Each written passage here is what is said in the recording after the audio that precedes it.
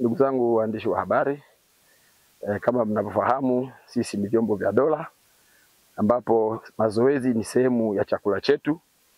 Kwa hiyo tuna mazoezi haya ambayo yanaunganisha vyombo vyote vya dola ikiwemo jeshi la polisi, jeshi la wananchi, magereza, uhamiaji, zimamoto na pia ununiformed officers ambao hawavai uniform, lakini na vyombo vingine vyote vya dola.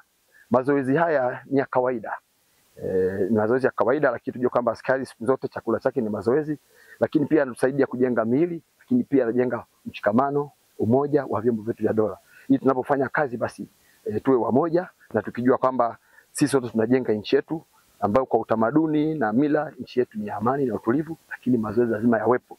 Askari anapofanya mazoezi hata utendaji kazi wake unakuwa sio sahihi. Lakini pia nichukue nafasi kwamba mwaka huu ni mwaka wa uchaguzi na sisi ndio vyombo vya dola ambao tunahakikisha kwamba tunakuwa na amani na utulivu. Kwa hiyo tunapokuwa pamoja basi tunabadilishana uzoefu ili basi nchi yetu endelee kuwa salama kwa amani na utulivu. Na tuhakikishe wananchi kwamba wasiwe na wasiwasi, vyombo vyao katika mkoa wa Songwe tuko imara, tuko imara kabisa kwa kwamba mambo yote yanayotokea katika mwaka huu wananchi wawe na amani, wawe na utulivu, kwamba hata uchaguzi huu basi vyombo vipo utakwenda kwa amani na utulivu. Na nitoe wito tu kwa wananchi kwamba wanaposikia kuna viashiria vyovyote ambavyo ni vya uvunjifu wa amani basi wasisite kutoa taarifa kwa vyombo hivi ili basi hatua stahiki za mapema kabisa ziweze kuchukuliwa.